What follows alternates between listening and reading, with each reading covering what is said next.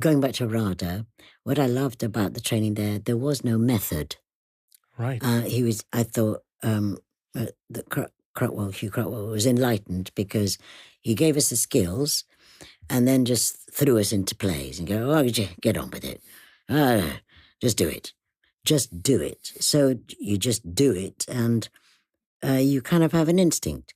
Then you meet other practitioners who have a very particular methodology, like Max Stafford Clark, who led the Royal Court, artistic director of the Royal Court, and who famously used actions. So on every sentence you have to find a transitive verb.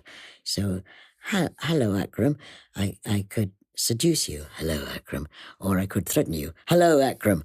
Or I could provoke you. Hello, Akram. So you have to find a transitive verb for every sentence and then play it. And when we first sat down for 3 weeks with our text, I nearly went mad. I just kind of went. And then years later, I thought, I'm doing this. I don't know if what I was doing, Shakespeare, and I'm being very generalized. I'm doing general anger, general jealousy. Go back to Max Stafford Clark action and be very specific.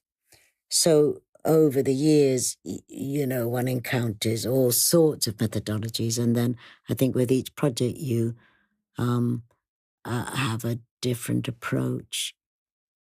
Mike Lee was very interesting. So you'd go, he's a wonderful, wonderful man, originally in theatre. So you'd go in, you didn't know what the story was about. He wouldn't tell you. Sometimes he didn't know. And then for weeks and weeks, you'd rustle up people, and you were allowed to, real people. They had to be not your mother or your sister. And I went, no, how many have you got? And you'd go and you'd be all these different people.